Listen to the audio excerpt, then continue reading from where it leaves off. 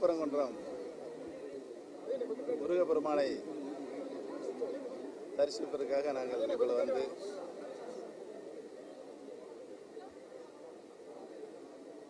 வெற்றி மீது வெற்றி தரும் முருகப்பெருமானை தரிசித்துட்டு வந்திருக்கிறோம்.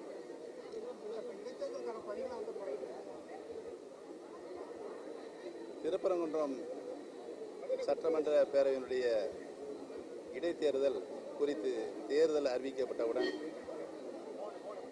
அதற்குரிய பூர்வாங்க பணிகள் ஆரம்பித்து வெற்றிகரமாக அந்த பணிகளை முடித்து அனைத்து இந்திய அண்ணா திராவிட முன்னேற்ற கழகம் மகத்தான மாபெரும் வெற்றி பெறும் என்பதை தெரிவித்துக் கொள்கிறேன். சார், திருநாவுக்கரசர் போன்றவர் சொல்லியிருக்கிறாங்க அதிமுக ஒரு மிகப்பெரிய பிளவு இருக்கு மீண்டும் அப்படின்னு சொல்லியிருக்கிறாங்க சார். அதே போல சென்னையில் நடக்கக்கூடிய சில விதமான நிகழ்வுகள் அதை எடுத்துரைக்கிற வண்ணமா இருக்கு சார். எப்படி சார் திருநாவுக்கரசர் காணுகின்ற பகல் கனவுக்கெல்லாம் யாருமே விடை சொல்ல முடியாது சார். அமைச்சரை மாற்றம் அது மாண்புமிகு முதலமைச்சருடைய தனிப்பட்ட அதிகாரம்.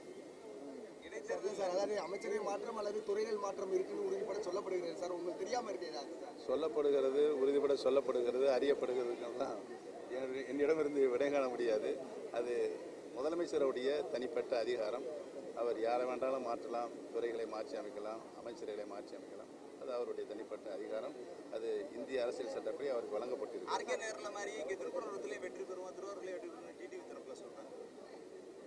டிடிவி பற்றி உங்களுக்கு அனைவருக்கும் நன்றாகவே தெரியும். அனைத்து இந்திய அண்ணா திராவிட முன்னேற்ற கழகம் இந்த அளவுக்கு ஒரு மிகப்பெரிய தர்ம யுத்தத்தை நடத்தி அந்த குடும்பத்திலிருந்து விடுதலை பெற்றிருக்கிறது. விடுதலை பெற்ற இந்த இயக்கம் தொண்டர்கள் இயக்கமாக இன்றைக்கு வெற்றி நடை போட்டுக் கொண்டிருக்கிறது. மாண்புமிகு அம்மாவுடைய ஆட்சி அப்படியே தொடர்ந்து அம்மாவுடைய நல்லபல திட்டங்களை, தொலைநோக்கு திட்டங்களை தொடர்ந்து இன்றைக்கு நாங்கள் நிறைவேற்றிக் கொண்டிருக்கிறோம். அவர் தனியாக பிரிந்து மீண்டும் அந்த குடும்பத்திற்குள் அனைத்து இந்திய அண்ணா திராவிட முன்னேற்ற கழகத்தை கொண்டு போய் திணிப்பதற்குரிய முயற்சிகளில் ஈடுபட்டிருக்கிறார். அது என்ற காலத்திலும் வெற்றி பெறாது என்பதை தெரிவித்துக் கொள்கிறது.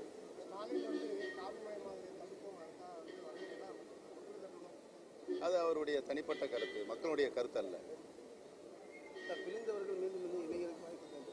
டிடிவி போன்றவர்கள்லாம் வந்து பிரிஞ்சு போயிருக்காங்க, சொல்லும்போது அவங்களை இணைக்கிறதுக்கு இந்த கேள்வியை தவிர்க்கவும் என்னிடமிருந்து அதற்கு பதில் வராது.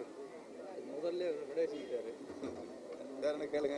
இப்போ கூட்டணி வந்து பாராளுமன்ற தேர்தலில் வந்து வரப்ப கூட்டணி அனைத்து இந்திய அண்ணா திராவிட முன்னேற்ற கழகத்தின் தலைமையில் தான் கூட்டணி அமையும். அந்த கூட்டணி தான் வெற்றி கூட்டணியாக இருக்கும். இதேதான் டாக்டர் புரட்சி தலைவி அம்மா அவர்கள் கடந்த நாடாளுமன்ற தேர்தலில் அரசினுடைய கொள்கைகளை, மாண்புமிகு அம்மாவுடைய கொள்கைகளை எடுத்து சென்று மக்களிடம் சொல்லி ஒரு மாபெரும் வெற்றி அடைந்தார்கள். அந்த வெற்றியை நாங்கள் தக்க வைத்து நாங்களும் மாபெரும் வெற்றி அடைவோம். மாண்புமிகு அம்மாவுடைய திட்டங்கள் மக்களுக்கு தொடர்ந்து சென்று கொண்டிருக்கின்ற காரணத்தினால் ஒவ்வொரு வீட்டிலும் அம்மாவுடைய திட்டங்கள் நிலைத்து நிற்கின்றது. அதனால் மக்களுடைய பேராதரவை பெற்று நாங்கள் உறுதியாக வெற்றி பெறுவோம். வந்து கமலஹாசன் போட்டியிடுவாரா நம்ம கேட்டதுக்கு அவர் என்ன சொல்றாருன்னா, ஆளும் அரசாங்கத்திற்கு ஒரு மிகப்பெரிய பாடம் புகட்ட வேண்டியது இருக்கிறது, அதுவே எனது கடமைன்னு சொல்றாரு சார். அவருடைய பேச்சு அடிக்கடி மாறும், நிமிஷத்துக்கு ஒரு மாறும், வினாடிக்கு ஒரு முறை மாறும். அதற்கெல்லாம் நான் பதில் சொல்லிக் கொண்டிருக்கிறேன்.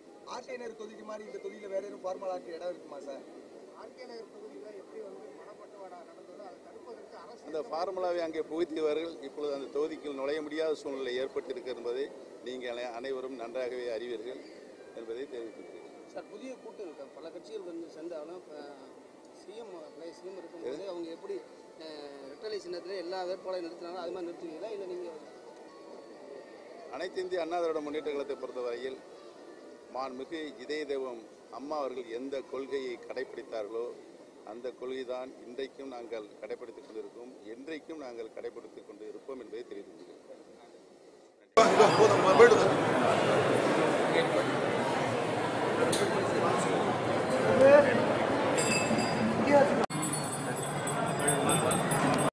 அம்மா